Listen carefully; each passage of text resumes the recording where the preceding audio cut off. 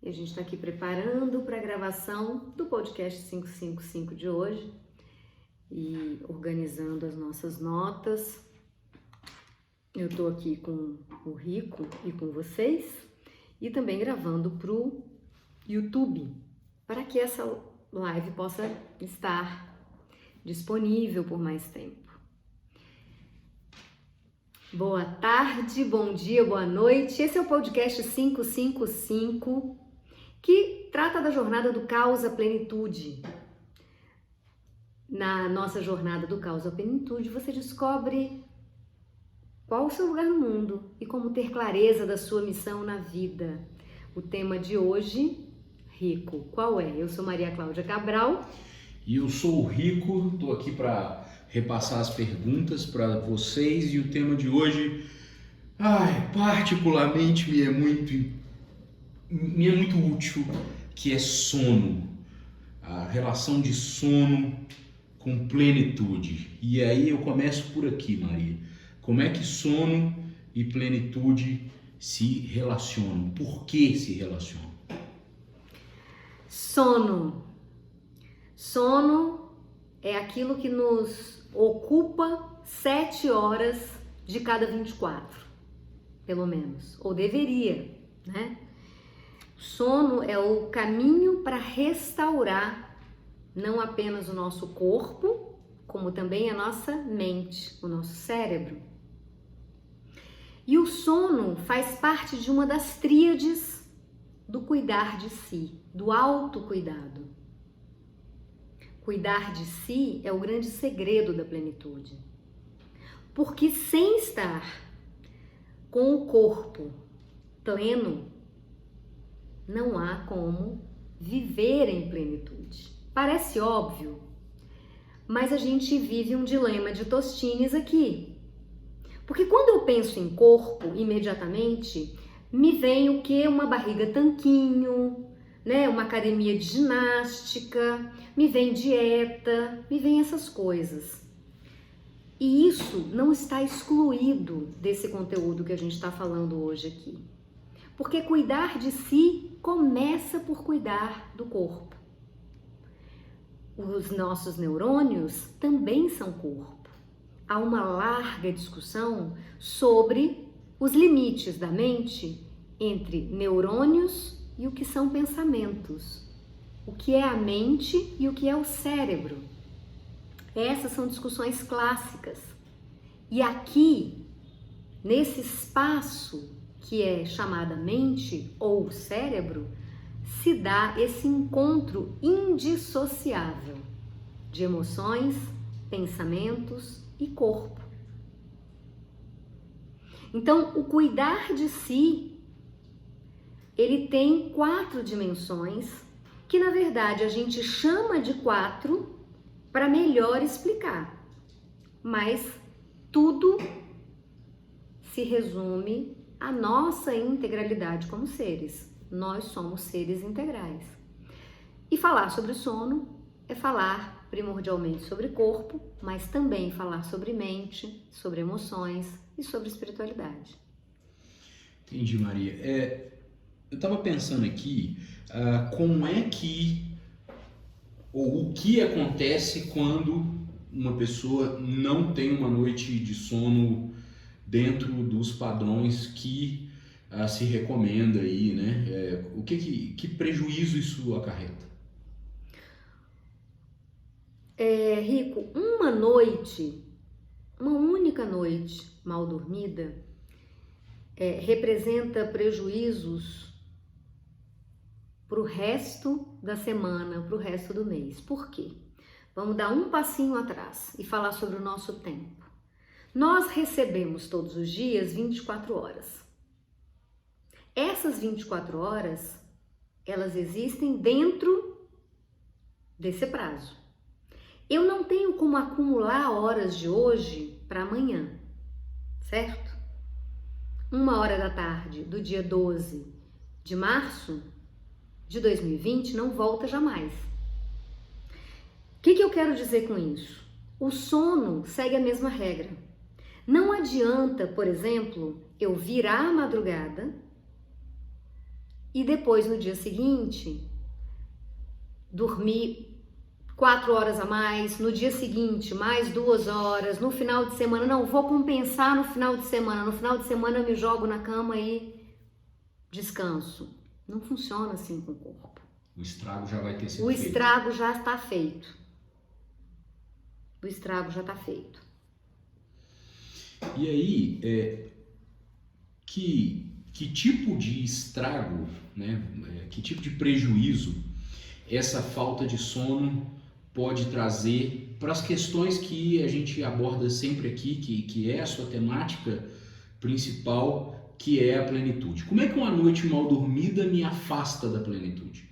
Por que eu fico distante de me entender de forma mais plena e de chegar a essa plenitude dormindo de uma maneira equivocada ou, enfim, né, não dormindo direito? Olha, segundo as pesquisas do Dr. Matt Walker, psiquiatra, especialista em sono, professor em Harvard e em Berkeley, a falta de sono, a privação de sono nos afeta em muitas dessas dimensões que eu citei anteriormente: corpo, emoções, mente e espírito. Vamos começar por aquilo que a gente entende exclusivamente como corpo. Sistema cardiovascular fica profundamente afetado por noites mal dormidas. Um estudo que é acompanhado já há alguns anos e que eles fazem com 1.600.000 pessoas a cada 2 anos, eles fazem essa observação estatística, demonstra que no horário de verão, porque a gente tem 1 hora a mais, o índice de paradas cardíacas cai em 21%. O índice de infartos. Pra você ter uma ideia só do físico, certo? Mas as noites mal dormidas ou a falta de regularidade no sono também afeta o nosso humor, afeta a nossa capacidade de empatia, afeta as nossas decisões tomadas, ou no final do dia, quando a gente já está exausto, ou depois de uma noite mal dormida, são, em geral, péssimas decisões. Afeta, além disso, o nosso sistema digestório, nosso sistema circulatório e, sobretudo, a nossa capacidade de restauração das células.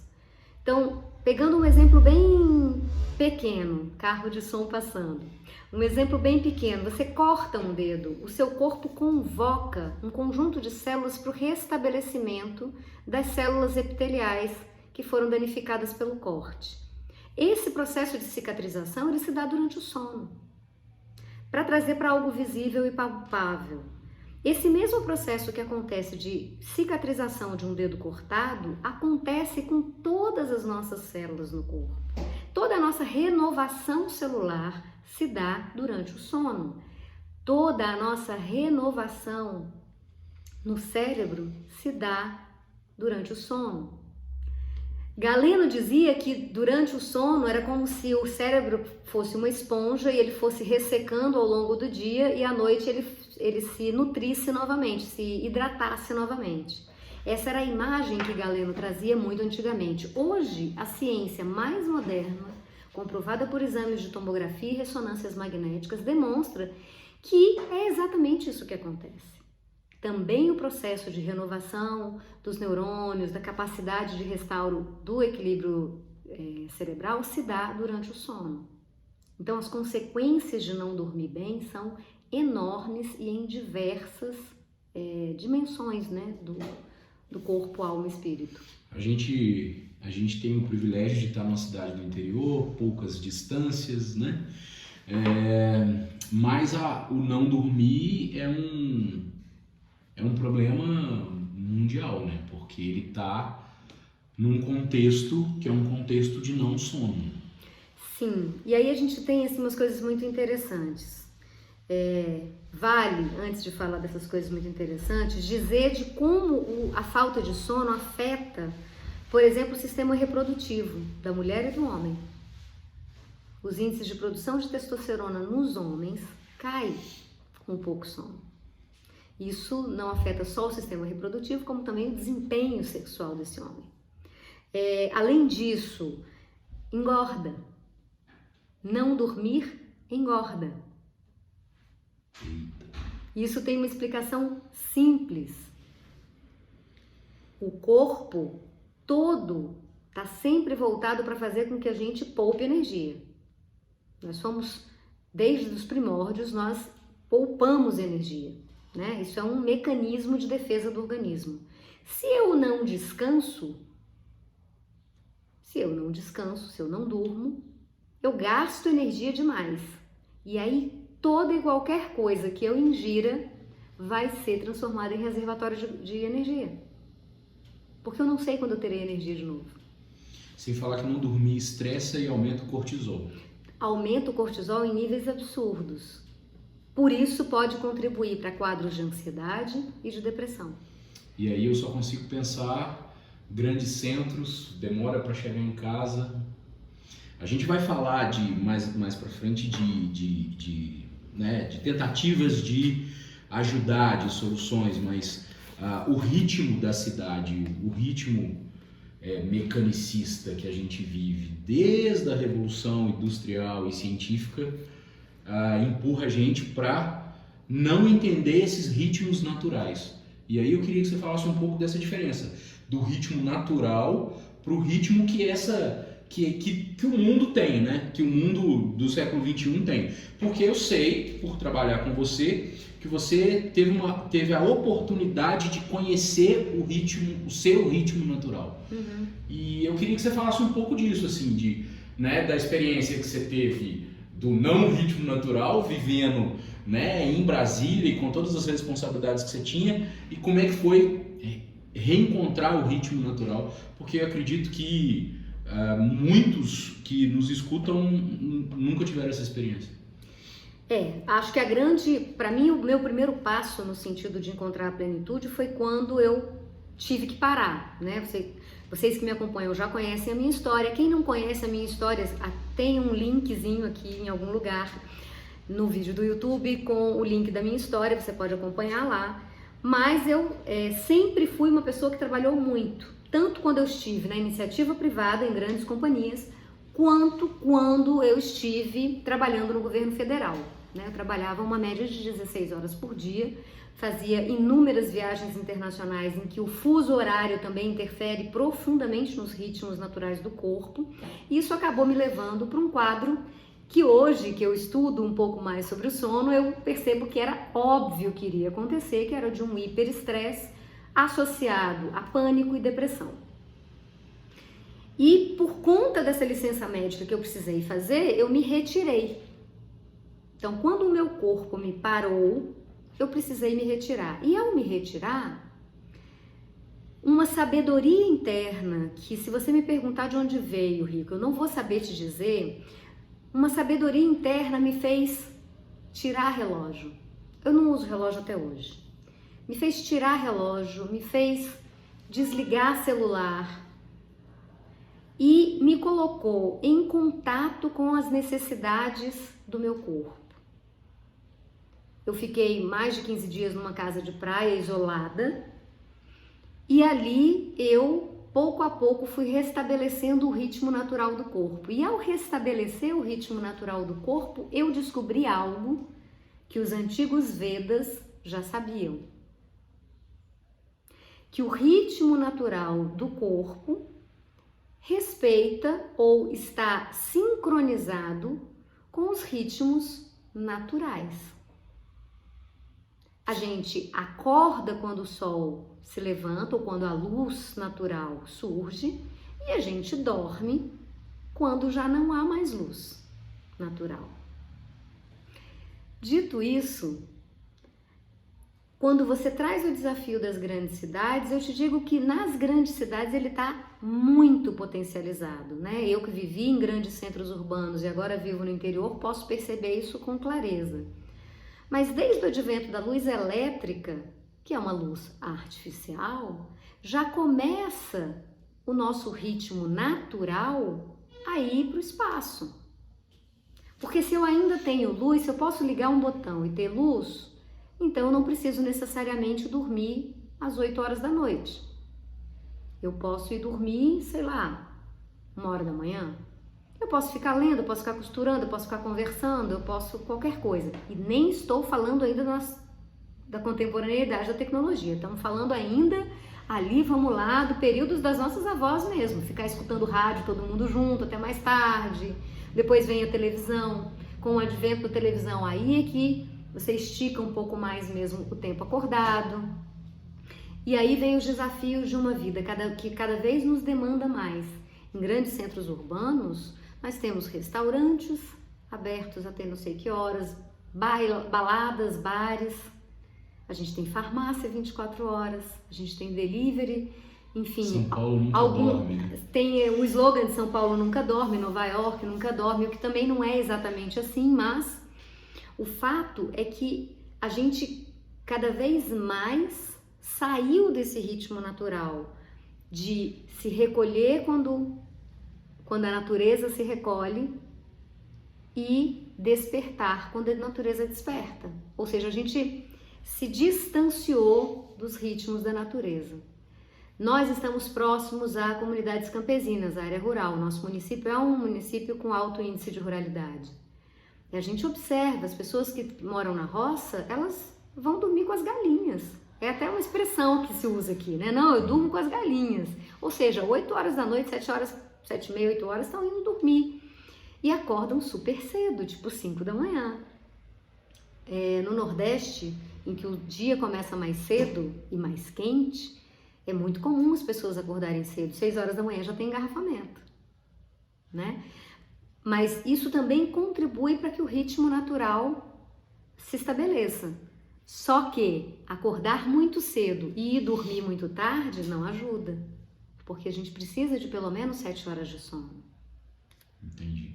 Nesse lugar que você se encontrou, você usou observar, que é uma palavra que você sempre usa, e nessa minha dinâmica aqui do seu lado eu sempre te escuto falar de observar. O que dá para observar de sintoma de que está indo errado, está dando errado? Você já falou um pouco, né? Ansiedade, nervosismo e tal. O que dá para observar assim de que não, isso é do sono? Assim, tá indo mal porque isso é do sono.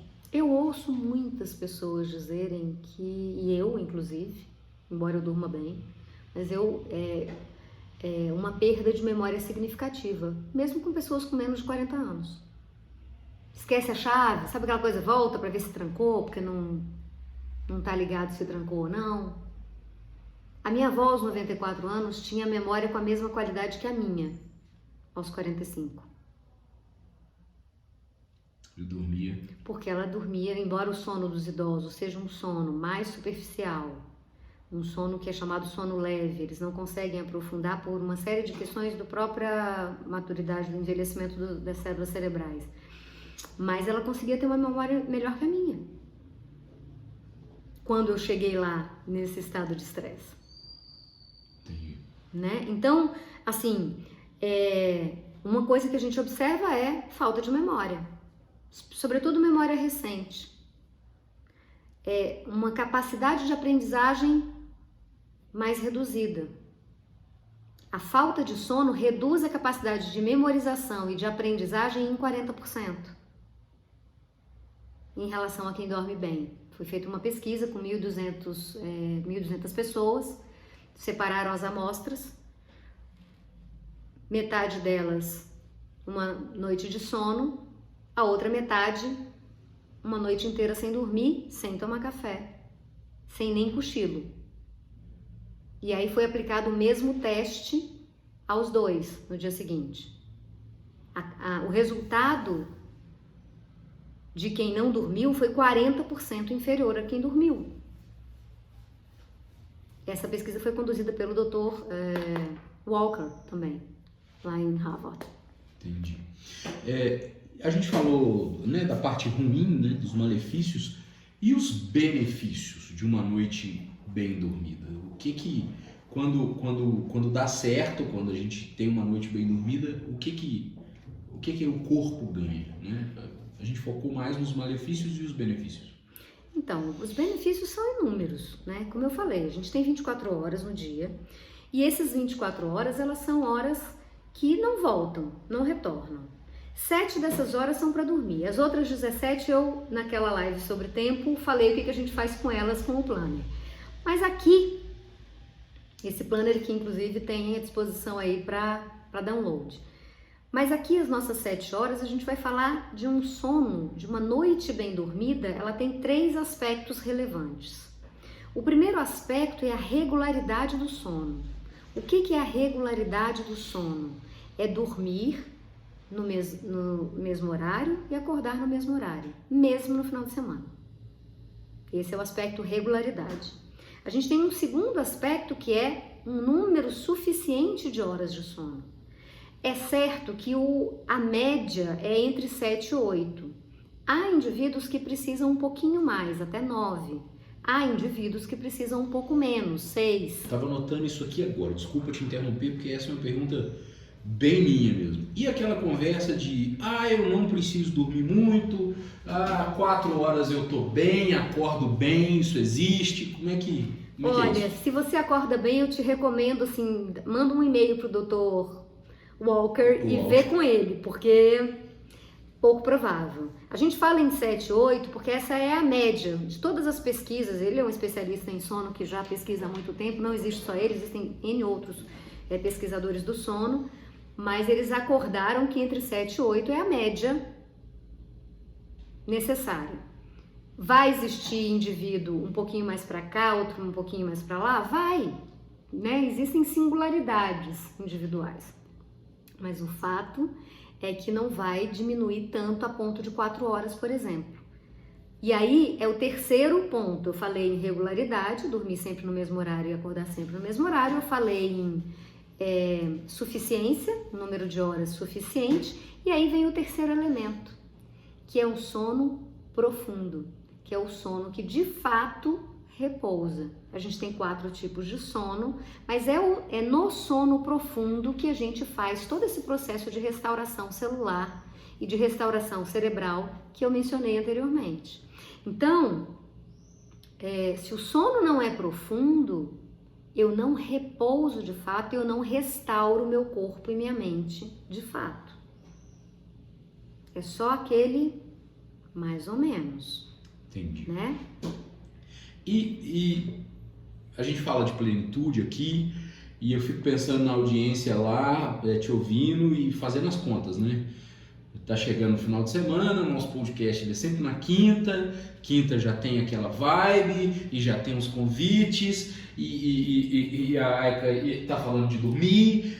E aí, como é que a audiência vai lidar com essas trocas? Olha, a gente sempre fala aqui também, Rico, do lugar do adulto, né? Toda escolha, nós somos plenamente livres para escolher. Toda escolha significa a renúncia a todas as outras possibilidades. Então, como o papo é com adultos e adultas, e sabendo de tudo isso que a gente já falou, é uma escolha. Você precisa escolher entre ter uma pele ótima, boa memória, tá tranquila, coração aberto, amoroso, bem-humorada, saudável, coração funcionando, circulação funcionando, sistema reprodutor em dia, ou ir pra balada.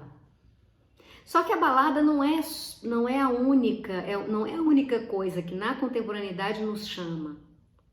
Você mencionou as grandes cidades, trabalho em excesso nos chama. A tecnologia hoje nos convida a ficar acordados por mais tempo. A gente arrasta o celular, gente, quem nunca? A gente arrasta o celular para a cama. Eu tenho uma prática na minha rotina noturna para me corrigir disso, porque a tendência é fazer isso, levar para a cama o celular e acordar de manhã e já aqui, ó, deixa eu ver se tem mensagem, não é? Então, esses convites que a gente tem de fora para continuarmos nos distraindo e permanecendo acordados são super nefastos para a nossa plenitude. E é preciso fazer uma escolha. É certo também que a escolha pode ser, de repente você tem, sei lá, um aniversário para ir. Às vezes você vai celebrar, sei lá, você ganhou um aumento, você ficou noivo, sei lá, é o dia do seu casamento, não sei. Existem N hipóteses. E você quer celebrar, você quer ficar acordado até um pouco mais tarde, tá tudo bem. E aí eu vou até chamar a nossa conversa uma amiga nutricionista funcional, a Vídia, que ela dizia o seguinte: o problema não é o que você come, não é o que você come eventualmente. Não é o brigadeiro que você come a cada 3 meses numa festa de aniversário. O brigadeiro não vai te causar dano. O problema é o que você come regularmente. Né? Trazendo um pouco pro exemplo da comida. E tem até quem faça essa piadinha. O problema não é o que você come entre o Natal e o Réveillon, mas o que você come entre o Réveillon e o Natal.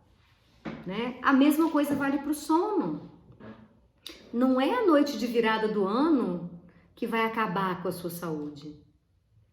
Mas, durante o seu ano, você ter uma certa regularidade com o seu sono. Né? Outro dia, uma amiga que escuta a gente, a Aline, ela falou assim: mas eu fico ouvindo vocês e você tá lá perguntando e aprendendo. E mais uma vez você usa conceitos que são recorrentes nesses encontros: observar e autorresponsabilidade. Observar e autorresponsabilidade. Então, para se conhecer ou para conhece a ti mesmo, eu tenho esses 2 caminhos fundamentais. O observar-se é maior do que o conhece-te a ti mesmo.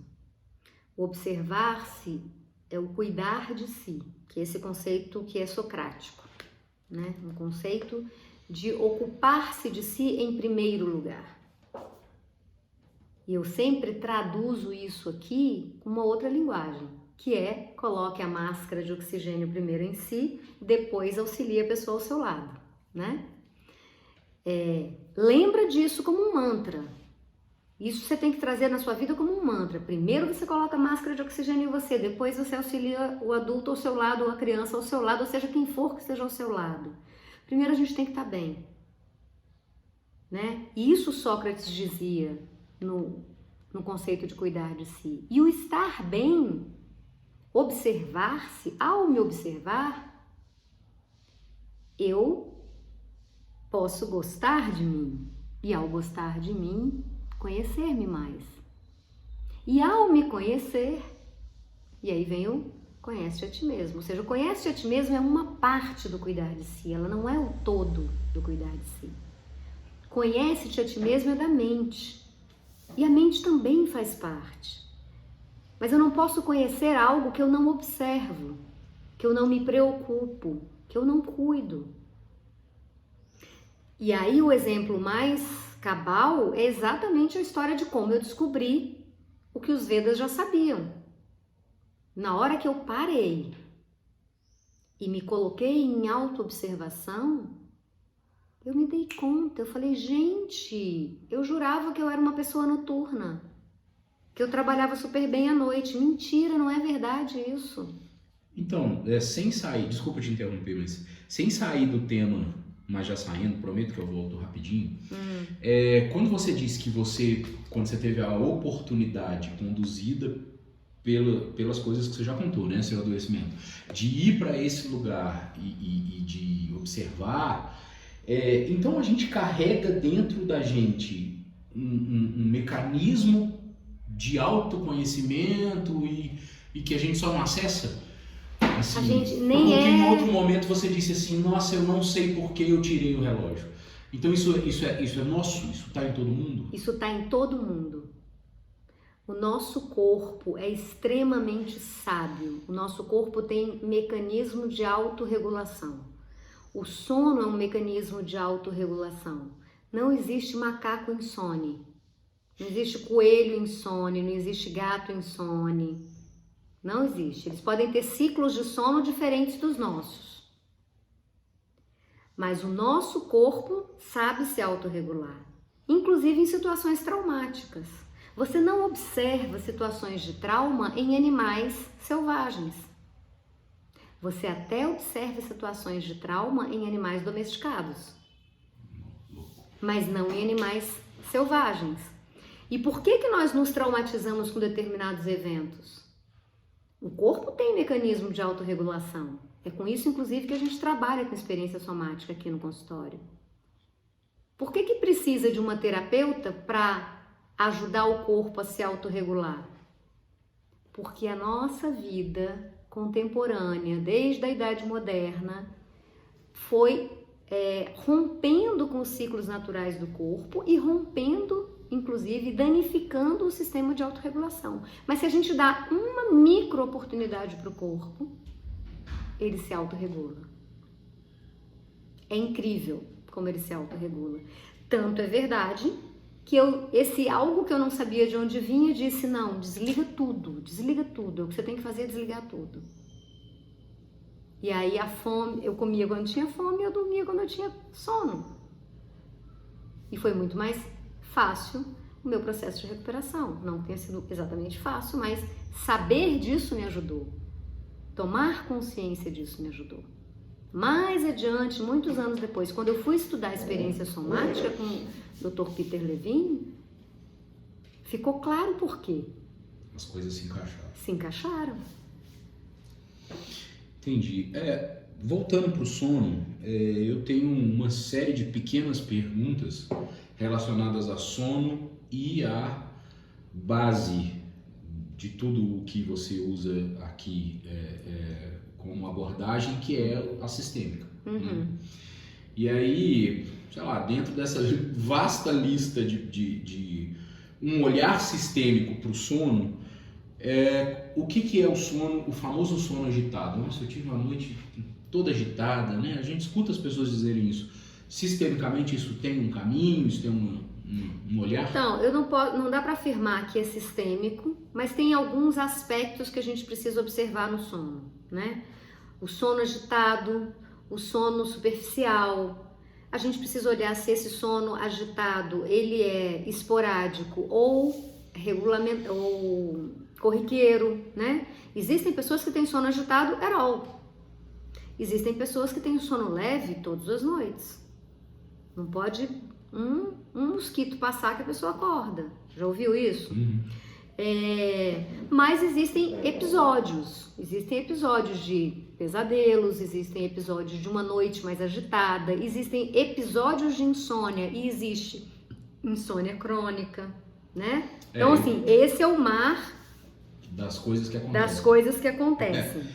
Tem uma que você esqueceu e é muito curiosa, porque eu já tive, que é o famoso acordar por dias num mesmo horário.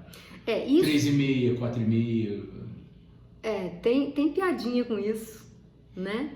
Tem piadinha com isso, mas não dá nem pra fazer piadinha assim no canal, porque pode ser apologia ao uso de substâncias psicotrópicas, mas tem piadinha com isso. Mas falando sério sobre esse horário de 3 horas da manhã, para os Vedas esse é um horário, para os Vedas e para os místicos, o horário de 3 horas da manhã é um horário, digamos assim, especial.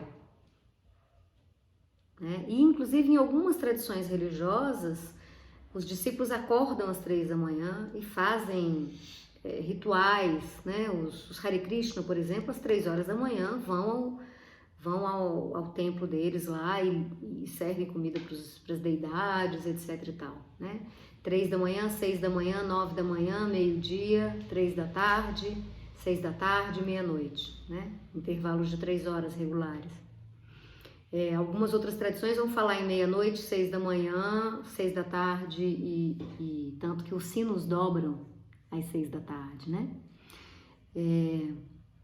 Então, existem esses conhecimentos tradicionais a respeito desses determinados horários, tá?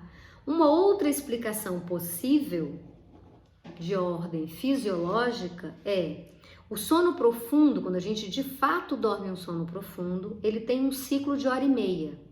Então é hora e meia profundo, porque ele é uma onda, né? O sono profundo, ele é uma onda que faz isso aqui.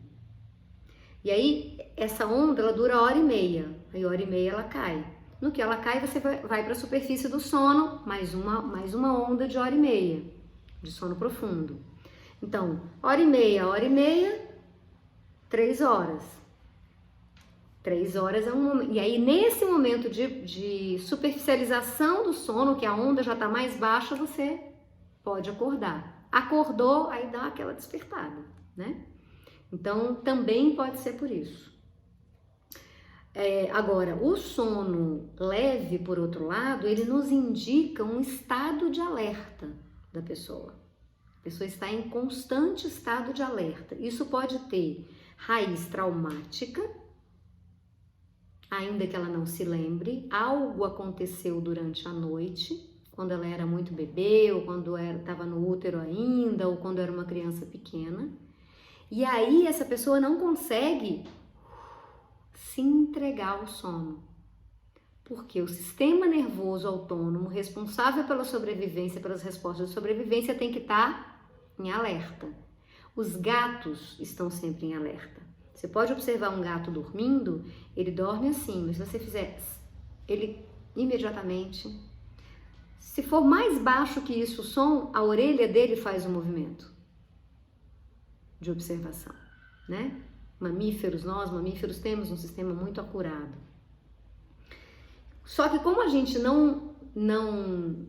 como a gente ficou com essa resposta traumática não respondida, eu já expliquei sobre trauma aqui antes, o que acontece? Toda vez que eu vou dormir, eu fico em estado de alerta. Porque como eu não fiz a descarga daquela experiência traumática, eu não regulei o meu corpo para entender que aquele perigo já passou, escureceu, eu vou dormir, o meu sistema nervoso autonômico entende que eu estou em estado de risco de novo, e aí ele me deixa em estado de alerta, e o sono então não aprofunda. Entendi. Maria, eu acho que é uma coisa que eu sempre fico pensando, né, já que eu estou aqui para poder fazer o papel de várias pessoas que queriam estar aqui, é a questão da solução, né? A gente sempre conversa aqui antes e aí no papo e a solução? E o que faz? E como é que resolve? E aí chegou a hora das soluções, né? Você explicou e aí? Como ajudar os insones de plantão? Bom, a causa dessa dificuldade de dormir deve ser levada em consideração, tá? Então eu vou falar em linhas gerais do que eu aprendi e que me ajuda. Vai ajudar todo mundo, 100% da audiência? Provavelmente não. Por exemplo, se você tem uma circunstância de registro traumático, o ritual noturno vai te ajudar, mas não vai resolver o seu problema. Eu sugiro buscar orientação, né? Buscar um cuidado diferenciado com isso. Mas para a maior parte das pessoas, medidas simples podem ajudar. Então, o que eu chamo de medidas simples? Ora, se eu disse que a sabedoria da autorregulação do corpo, desde o conhecimento dos Vedas, comprovado pelo Dr.